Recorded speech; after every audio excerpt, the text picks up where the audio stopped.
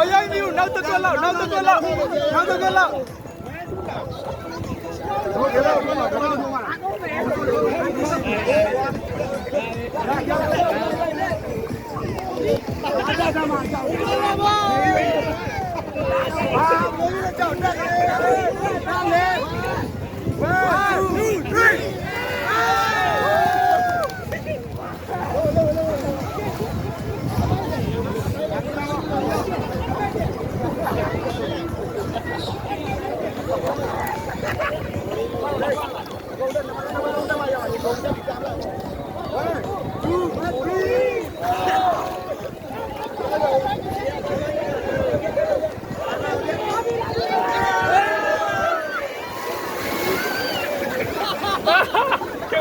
ပါလမ်းထွက်သွားတာ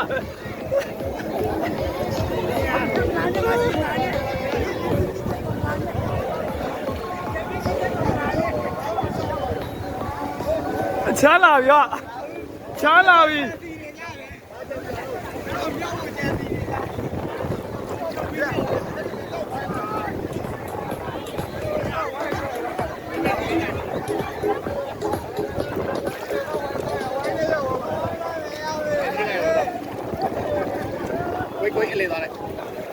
ငါချမ်းလာပြီမရတော့ဒီလေး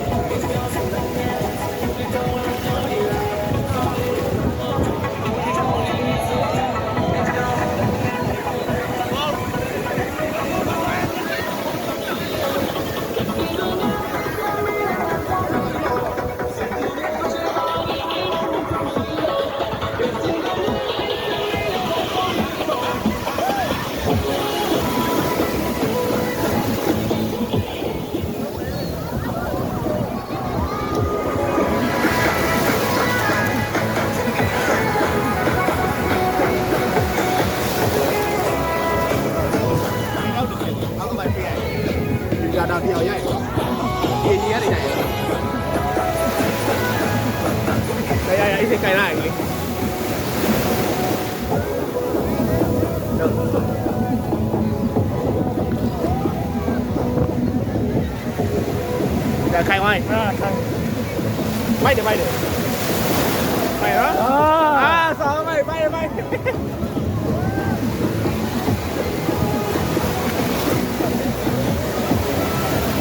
แล้วว้าไปไป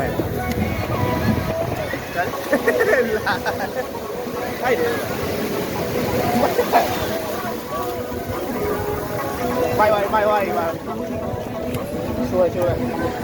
เอาดิไปว่าบีเสียรู้ได้จะได้ยังไงทำนะเราบอกได้ဆောလို့ရ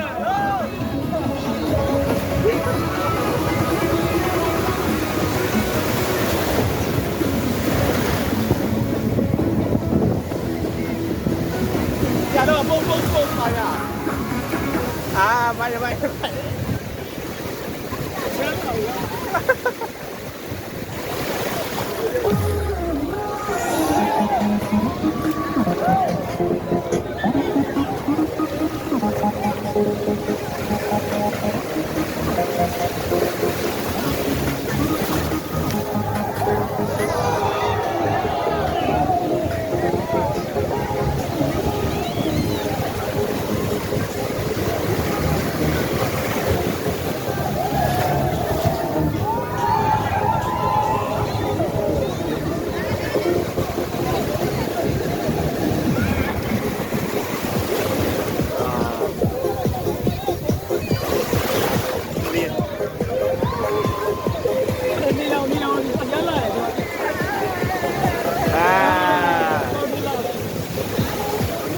ဘော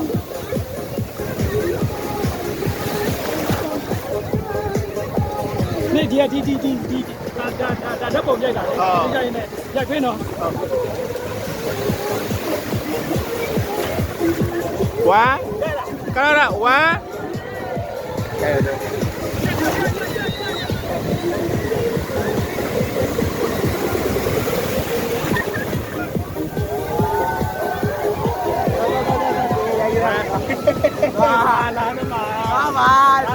တော့ရေကြောက်တယ်အဲ့ဒါနဲ့ကြီးကျွန်တော်မလုံးနိုင်ရဲ့ဒီမှာတရားခိုင်နေခိုင်နေညကို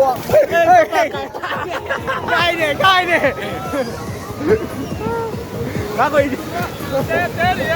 တူတူကတော့မရအောင်ခိုင်ပါလို့ကျောင်းမှာပြန်ဆွဲသွားတာလေအေး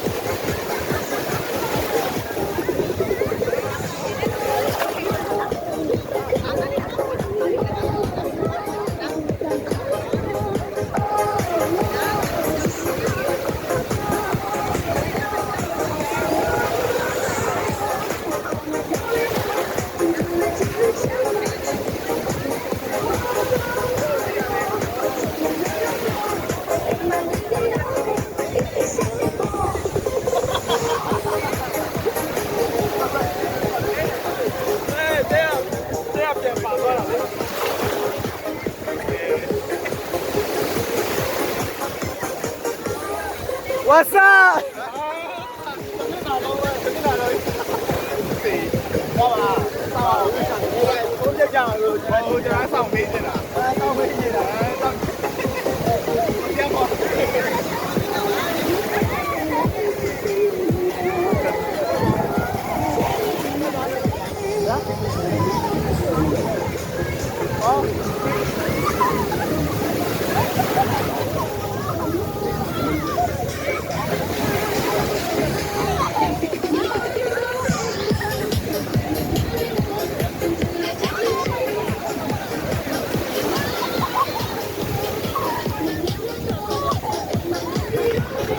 À, sao chạy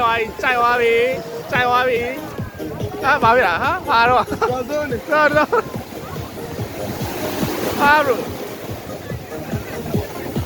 post đi lâu bảo,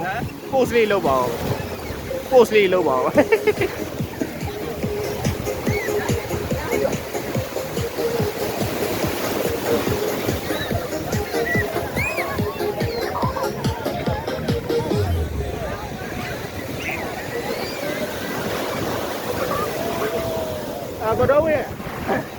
Có đâu? Cái bôi ai về? Ở đây.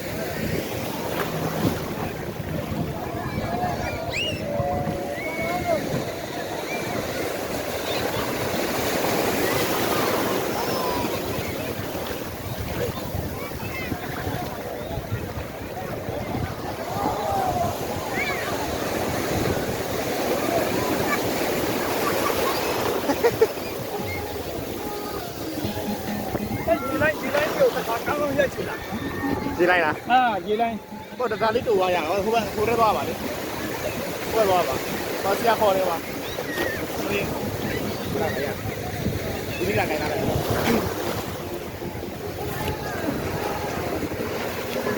တဲရီဝင်နေတယ်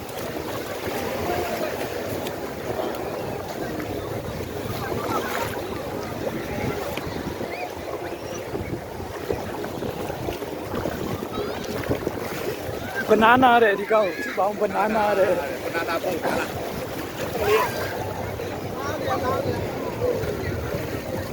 ဘာလို့လဲ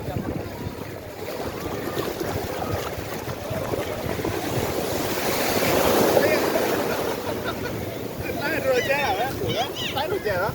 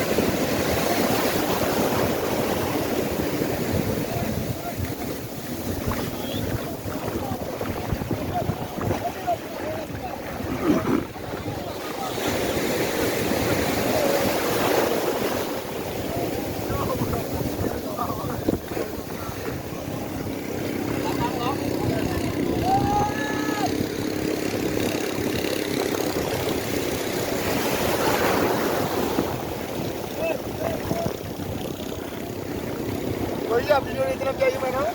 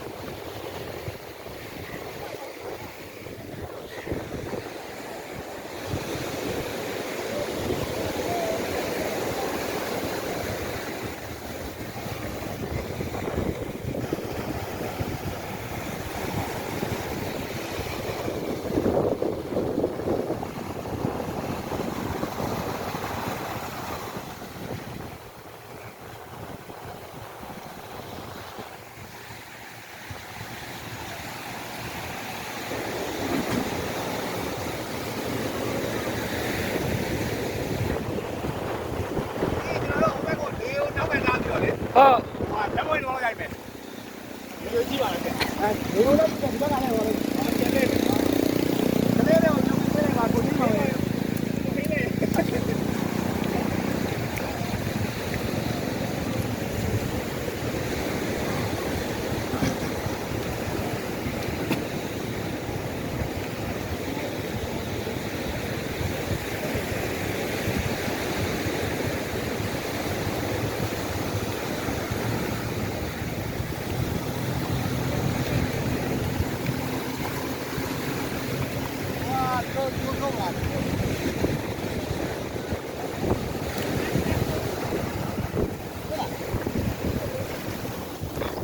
ဟုတ်ပါတင်မိုးပဲလားဘယ်လိုဒီနေနဲ့လေသူတို့ဟိုကြီးပေါ်တော့တဲ့လေရင်လို့ဟုတ်နော် ပဲနေပဲ တင်မိုးလား ဒီလိုနေဒီလိုတေးလေးပဲနေ อืม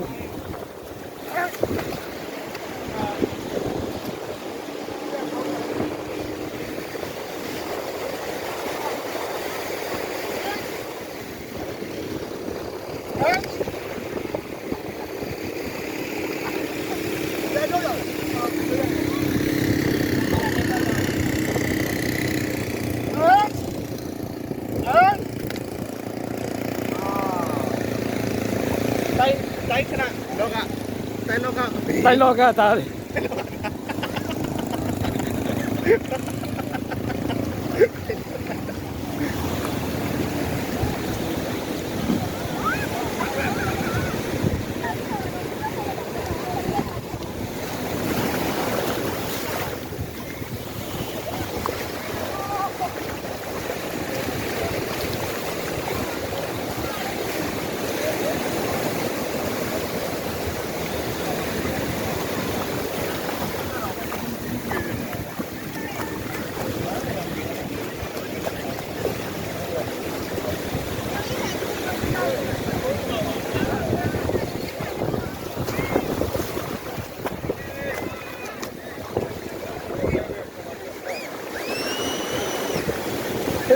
ကြော်ရလားအန်တီ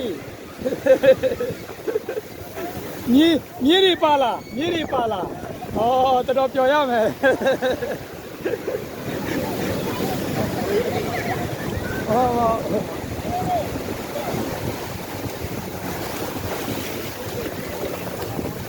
တော်အသက်ကြီးတဲ့လူတွေအဲ့လို သက်စပရ ဟုတ်စပေးရမှသူကနှစ်ဆပြောတာပေါ့နော်နှစ်ဆပြောတာ အားသာတဲရပြန်ပါလေရ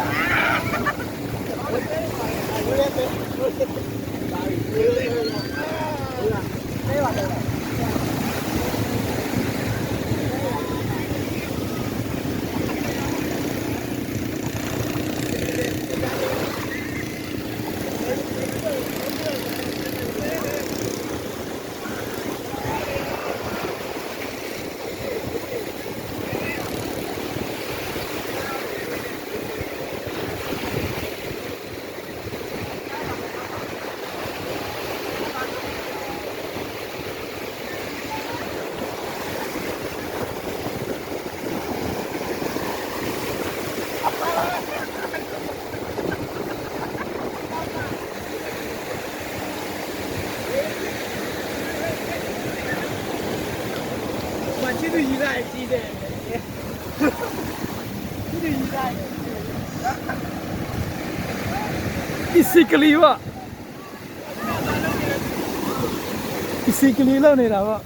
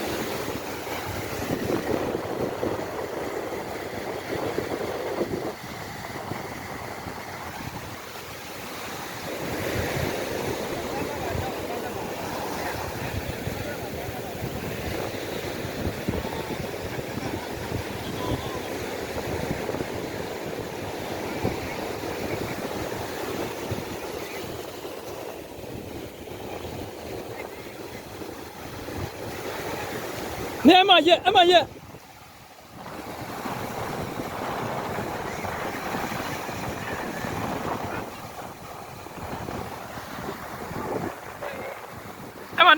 အမရက်ခဏနေပါငါနေကိုပြမယ်ဘယ်လောက်ထိရိုက်ချက်ကောင်းလဲဆိုတာခဏနေပါငါနေကိုပြမယ်နေရုပ်တော့မပေါ်တော့ဘူးဒါပေမဲ့နေအောင်နဲ့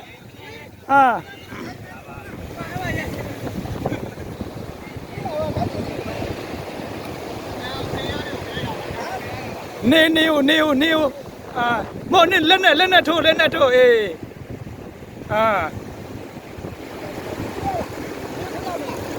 လေရောဟိုဒီလိုကြီးထိုက်ကြလိုက်တာလေဘာငါချစ်တော့နာတော့ပါဘာလို့ချစ်တော့လေးတာ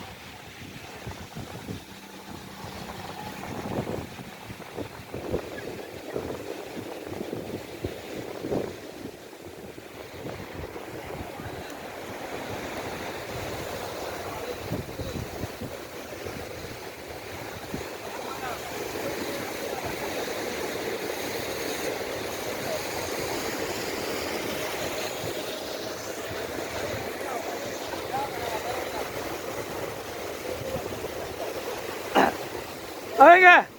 မြင်နေရသေးလားခုနငါပြောတဲ့တင်မဟိုးဝေးရောက်သွားပြီခရီးနေတာလားကျွန်းကိုသွားတာလားမသိဘူးနောက်ဟိုမှာတစီဟုတ်တယ်တော့ကြည့်တယ်ဘာမှမမြင်ဘူးဒီပဲမတကယ်လေးလေတော့တွေပါအဲ့ဒါကျွန်းရင်နေပြောနေတာငါပြောတာဟိုမှာအဲ့လေအမလို့ဟိုမှာလေဟိုမှာလေပြည့်တယ်လေဟိုမှာလေအကျိုးလေးသွားအဲ့ဒါဟိုဘက်အမအဲ့လေဒီဘက်လေဟိုမှာအေးအကျိုးလေးသွားဟိုမှာလေဟိုမှာအဲ့ဒါဟိုမိမလားရီသူမကျွန်းလာသူတို့ပြောတာဒီလေလိုင်းကိုနင်ကာတော့မလို့လားလေလိုင်းကိုပတ်ချဲ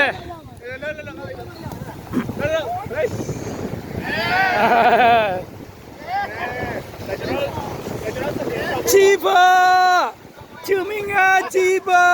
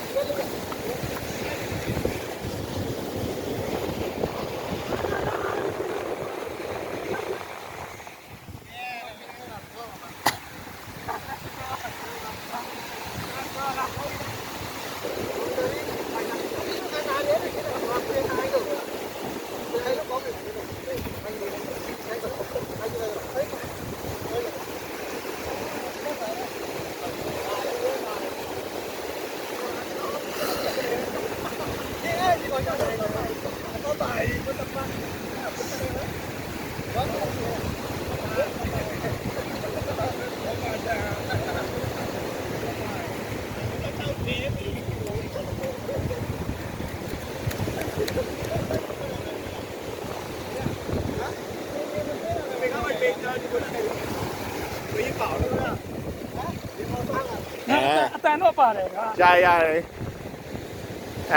ဒါဆက်ရှင်85ခရုဒရီယာဒီကငါတို့စီနီယာ စီနီယာကြီး ငါတို့ဒေါက်တာဖြစ်ပါတယ်နေရာတကာပါတယ်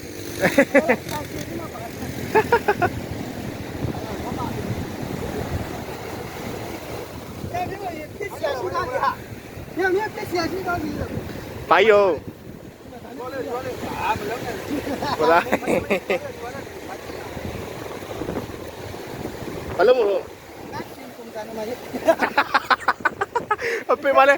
လဲပေးပွားတယ်အစောက်တိတ်ပဲလေမရှိ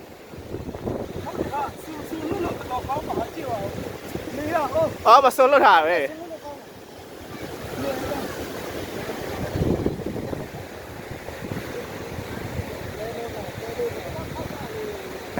ဆန်းဆက်ကြီးနဲ့အကိုကြီး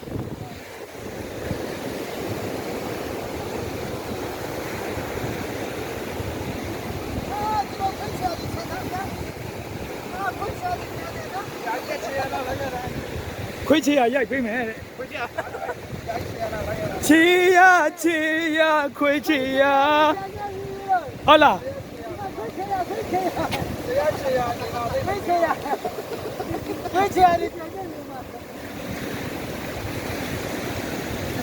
သူများပြောနေတော့ကိုယ့်ရဲ့နှုတ်ချေအောင်မကြည့်ဘူးအတိတ်ကရတော့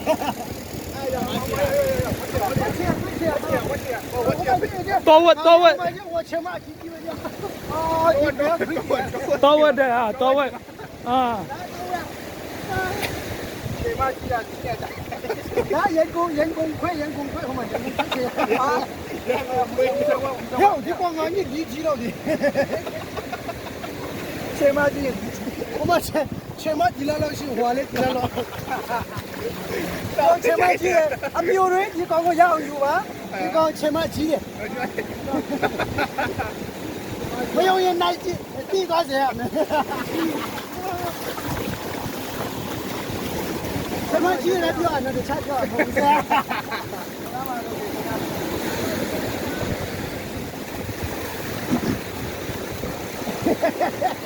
ပြေရိုက်ပေးမယ်ရတော့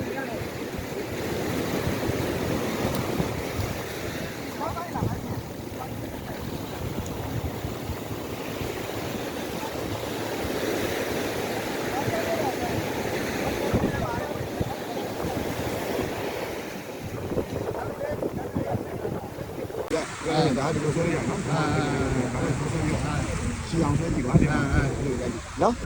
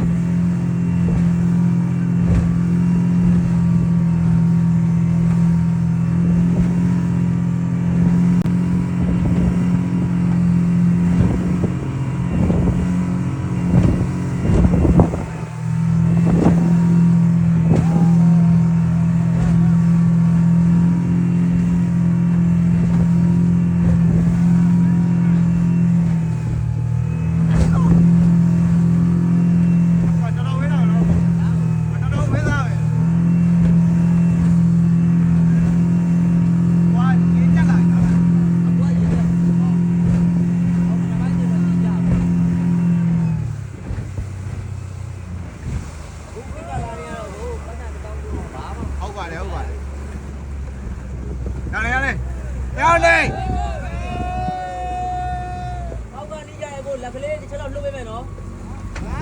ဟမ်ပေါက်ကနေကြရဲ့လက်ကလေးတစ်ချက်လုပ်ပေးမယ်နော်ဒီတည်းရပေါက်ပါ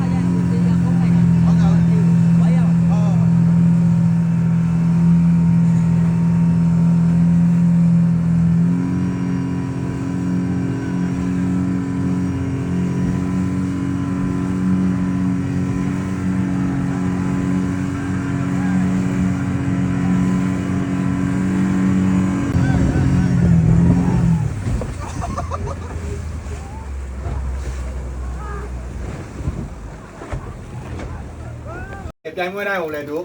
အောင်နိုင်ရမယ်အခုဘောလုံးပွဲလဲထအောင်ရမယ်တော့မကြခင်လုံးမဲ့ခုနဆရာတို့ဒီကွန်ပျူတာရှင်းပွဲရှိသေးတယ်မင်းတို့ဒီ demonstration အားနိုင်ရမယ်အားလုံးသူ့စီစီနဲ့ပြရမယ်ပြရမယ်ဆက်ရှိရမယ်ဒုရှိပါစေအောင်မီတို့တုံးခွဲပါ โอเคဆရာဟိုဘန်သူကျော်တချင်းတစ်ပုတ်တောင်းဆိုတာလေအဲ့တချင်းကဘယ်တော့နော်အဲ့တချင်းကအတိတ်ပဲရှိတယ်ဆယ်လမွန်ကားတွေနော်အဲ့ဆယ်လမွန်ကားတွေကသူကဆယ်လမွန်ကားတွေမွေးလာတာဂျပန်မှာမွေးလာဒါပေမဲ့ဥတာအမေရိကမှာဥတာအာဝိုင်းမှာ သိလားသူစားတယ်နော်ဂျပန်မှာမွေးတာဆယ်လမွန်ကားတွေကဒါဥတာကအမေရိကမှာဒါပေမဲ့သူကဆယ်လမွန်ကားတွေကသူ့ယာတီတစ်ခုကြောင်းလာပြီးတော့ဂျပန်ကိုပြန်ပြီးတော့ဟုတ်ပါမွေးရတယ်သိလားဂျပန်ပြန်ပြီးမွေးရတယ်ဒါပေမဲ့အဲ့လိုမွေးတဲ့အခါမှာအပွားတော့ကတော့ရေအစုံဒီရေအစုံကဒီလိုရေအစုံရတယ်အပြန်ကျတော့ကရေဆန်တော့ဘာကိုဆန်လာအဲ့တော့ဆယ်လုံးက10ကောင်ငါ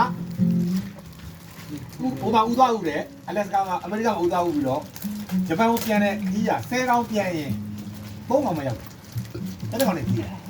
အဲ့တော့မလွယ်ဘူးလေဘောက်ဝင်နေစားရတယ်ရေဆန်ကိုပြန်ရတယ်နော်ပေးတယ်နောက်တစ်ခုကဘယ်လိုလဲဆိုတော့ဆယ်လုံးအထီးနဲ့အမနဲ့ကဟိုမှာပူတော့ဆယ်လုံးအမကဒီကဲလာမှာရဒီမှာဒီလာလေခုံလို့ဆယ်လုံးအမကဘာဖြစ်သွားလဲဆိုတော့သူကသေးတယ်သေးတဲ့ခါမှာအဲ့ဒီဆယ်လုံးအမသေသွားတဲ့ခါမှာဆယ်လုံးတီးကဆယ်လုံးအမရဲ့အသားကိုစားပြီးတော့အခုခလေးပေါက်သားလေးကထိနေအဲ့ဒီဆယ်လုံးတေးသေးလေးတွေကကြီးသွားတဲ့ခါကျတော့ဘာဖြစ်သွားလဲဆိုတော့သူ့ဖေးကဆယ်လုံးဖေးရသေးတယ်ဆယ်လုံးဖေးရဲ့အသားကိုဆယ်လုံးပေါက်သားလေးကစားပြီးတော့အသက်ရှင်ရဒါပေမဲ့ဆယ်လုံးအသက်ကြီးသွားတဲ့ခါကျတော့လေအမေရိကသွားနေတာဒါပေမဲ့အဲ့ဒီဆယ်လုံးကဘာဖြစ်လို့ကို့မွေးရနေပြန်ရတာလဲမိုင်းလို့ပေါ့ဆယ်လုံးတွေကအဲ့လိုသာမပြန်ဘူးဆိုဆယ်လုံးမျိုးသက်သာမရှိတော့ဆယ်လုံးမျိုးသက်သာမရှိတော့ဘူးနော်ဆယ်လုံးဒီဂျပန်ကိုပြန်တော့ဆိုဆယ်လုံးမျိုးသက်သာမရှိတော့အဲ့တော့မင်းဒီမှာလည်းပဲလူကြီးနဲ့လူငယ်သာရှိတယ်လူကြီးတွေရာဒီချိန်မှာမရှိတော့ဒါပေမဲ့အဲ့ဒီချိန်မှာလူကြီးတွေရဲ့တောင်းကိုဘယ်သူကဆက်ယူရမှာလူငယ်တွေကအဲ့ဒါလည်းငါဆရာတယောက်အနေနဲ့ဆရာအလုပ်ပါလုပ်ငါတို့ကချိန်မှာလောက်လောက်ပါဒါပေမဲ့ငါတို့ရဲ့ပညာရက်တွေဒီမင်းတို့ကိုရှင်းတယ်မင်းတို့ရလည်းမင်းတို့ရဲ့သားတွေသမီးတွေမြေးတွေဒီဘက်ကနေရှင်းတယ်အဲ့ဒါလက်ဆင့်တယ်အဲ့မျိုးဆက်ဟောင်းတွေကမျိုးဆက်တစ်တွေအတွက်စတိသွားဒါထုံးတယ်မျိုးဆက်ဟောင်းတွေကမျိုးဆက်တစ်တွေအတွက်မစေးမစနေပဲနဲ့မျိုးဆက်ဟောင်းတွေကထိုင်ကမောဆက်တက်နေတယ်ဆိုရင်တော့အဲ့ဒီမျိုးဆက်ကလုံးဖြစ်တယ်အဲ့တနည်းရှိတယ်တနည်းရမင်းတို့တငယ်ချင်းတွေရှိတယ်အိမ်ပြန်လာခြင်းတဲ့တငယ်ရှိတယ်မင်းတို့တငယ်ချင်းဆယ်လမွန်တွေရှိတယ်အချိန်မှာအဲ့မင်းတို့တငယ်ချင်းငါတငယ်ချင်းငါညီငါစီနီယာတွေရှိအိမ်တိတ်ပြန်နေတဲ့စီနီယာရှိအဲ့ဒီတော့အဲ့ဒီဘုတ်ကြောက်ဆိုပြီးရမယ်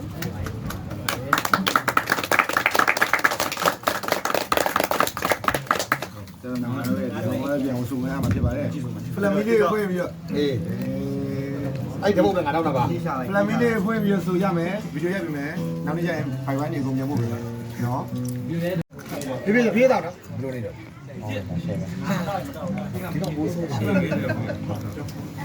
တဲ့တင်တယ်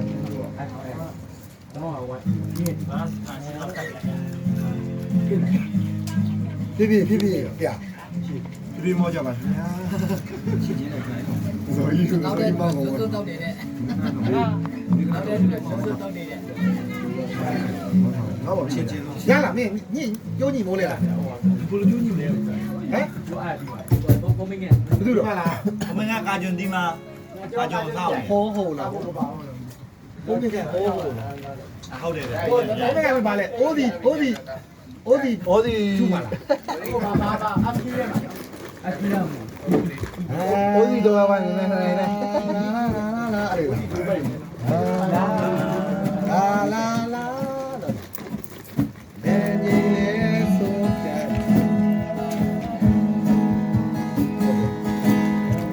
တော့မီနီကိုနားပြကြပါလားဟုတ်လားဆိုင်ဝင်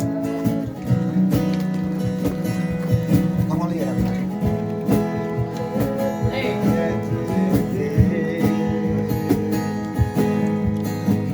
မိုးလေလာပါတာယာစေ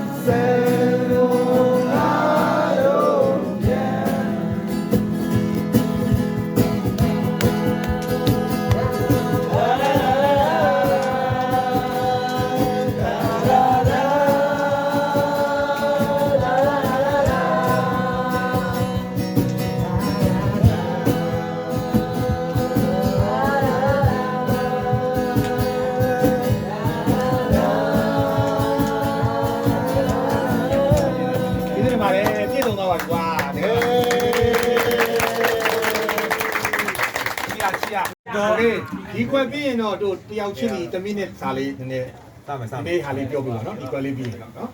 ပြီးတော့ကျန်သွားတယ်ဘောလည်းခေါ်တာ မန်တီကျော် ဟောရောကောတိုင်းခေါ်တယ် တန်းကြောမင်း ဟာရောကောလွတ်မရဘူးမင်းရတော့လားလွတ်ရဘူး ဟိုလေကိုရောဘောတီလေ နားရအောင်နားတယ်တရားရောမှာဘယ်လိုလဲရောက်ပြီပါလေရော ဆန္ဒပြောလေ ဆရာပြောပြီးမှအားလုံးဆုံးတော့ဆရာပြောမှာလေ အငြိဆုံးမဲ့ကိုမတတ်သေးဘူး โอเคဟိုကစမယ်ဟိုခရကိုလက်ရည်တို့ကဘယ်လိုတတ်မလဲအဲဒီလိုတတ်မယ်တို့ကိုထန်အောင်ကစမယ် ကျွန်တော်ကဘာပြောရလဲဒီခဏချက်ပဲပြော ခလာချက်ဘဘကဆိုဝါစာပန်းတို့ကျော်စာဘယ်လိုစာမေးဆုံးတော့ငါပြ1မိနစ်တော့ပြောပါမေးမေးအခုငါတို့တွေကွာ6လဘယ်လိုလဲ6လမပြည့်သေးဘူးဒါပေမဲ့ရောက်တဲ့အချိန်နဲ့ခုနေရပဲမတူတော့မင်းရှေ့ကိုထွက်ပြီးနှုတ်ဆက်တယ်မလားအဲ့ဒီမှာမင်းဒီတကယ်ချင်းမတီးသေးဘူးကွာအခုဆိုရင်ဒီတွေတူသွားကြတယ်မင်းရဲ့ဒီခံစားချက်လေးတွေပေါ့နော်တကယ်ချင်းတွေအဲ့ဒါလေးပါပဲတမီးနဲ့မပြည့်လိုက်ရပါတယ်ကိုဘယ်လိုကောင်းမလဲနည်းနည်းလေးမင်းစိတ်ထဲမှာရှိရလိမ့်မယ်ဘာတော့နည်းနည်းလေးဒီခွက်လေးပြောင်းတင်လိုက်ဒီခွက်လေးပြောင်းတင်လိုက်ထွက်လာတယ် ကဲအဲ့တော့အကောင်တော့ကွာ ရှာတော့တော့ဘယ်လိုလဲဟောဒီပါကြီးอ่ะ ရှုပ်ကုန်ဝင် ကျလောက်ပါမေးတော့ပါမေးစားဒီလိုသွားမှာ တိုက်တာတမနဲ့မပြေလေ ကြောက်ပါကြပါမေးစိတ်ထဲမှာမေးဆဲလဲရတယ်တော့စိုးလဲရတယ်တော့ဘယ်သူမှမင်းကိုထားမထိုးဘူးကွာပြီးပါ6ရိုင်ပါကျွန်တော်ကပါပါတယ်ဗမာမာလေးစိတ်မကြိုနဲ့စိတ်သားတွေကတော့ပါလို့ရတယ်ကစိတ်ယူတာပန်းမချင်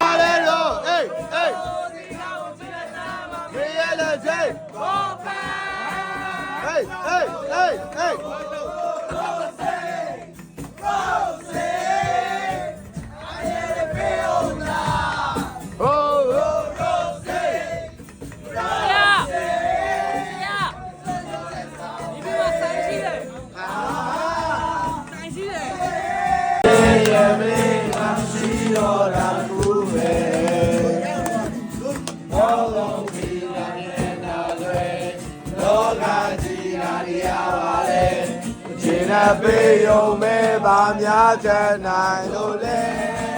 Hey hey ပါလေကောင်းချင်ရဲ့ရင်သာပါလေဝေးပါလေငါတို့ရဲ့စိတ်ကိုထိမှချမ်းသာခဲ့ဝေးပါလေငါတို့ရဲ့ပါပဲဒါကိုယုံသားမင်းမမေးလိုက်ပါနဲ့ဒါတော့ဝေးပါလေ